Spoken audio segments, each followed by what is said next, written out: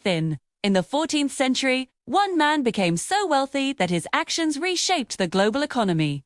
Not through conquest, not through war, but through gold. His name was Mansa Musa, Emperor of the Mali Empire. And for a brief moment in history, his wealth reached almost every major economy on earth. In 1324, Mansa Musa set out on a journey that stunned the medieval world. A pilgrimage to Mecca, tours.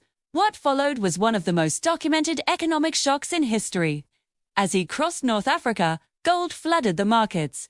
So much gold that prices collapsed, currencies weakened, and cities felt the impact for more than a decade. This was not legend. It was recorded by Arab historians, traders, and scholars who witnessed it firsthand. The world had discovered the power of West Africa. Mansa Musa ruled the Mali Empire from around 1312 to 1337. At its height, Mali controlled key trade routes across West Africa. These routes carried salt, ivory, and enslaved people. But above all, they carried gold. Mali controlled some of the richest gold fields in the known world, the Bambouk and Bure gold fields, sources that supplied a major portion of the gold used in Europe and the Islamic world. At the time, gold was not just wealth, it was power. It backed currencies, it funded armies, it defined empires. Mansa Musa inherited this system, and he expanded it.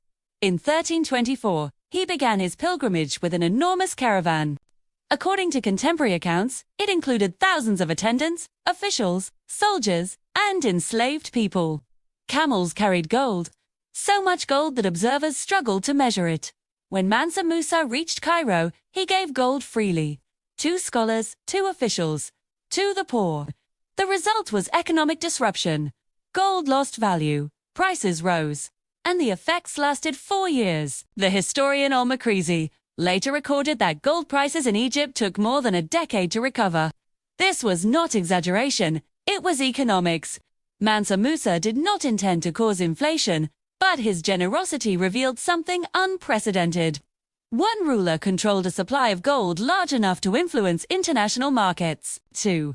On his return journey, Musa reportedly borrowed gold to stabilize prices. An early example of economic intervention. But his influence went beyond wealth. Mansa Musa invested heavily in education. He funded mosques, libraries, universities. In Timbuktu, he supported institutions like the Sanko Madrasa, a center of learning that attracted scholars from across Africa and the Islamic world. Timbuktu became a city of books, of law, of science. By the mid-14th century, Mali was known across Europe and the Middle East. In 1375, European mapmakers included Mansa Musa in the Catalan Atlas. He is shown holding a gold coin, a symbol of Africa's wealth. Yet, over time, Mali declined. Trade routes shifted. Political power fractured. European colonial narratives later minimized Africa's role in global history. The empire faded from popular memory, but the records remained.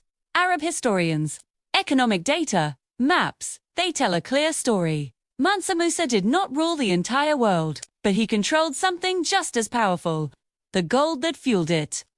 His story reveals a forgotten truth. Global history was never shaped by one continent alone. It was shaped by trade, by knowledge, and by leaders whose influence reached far beyond their borders.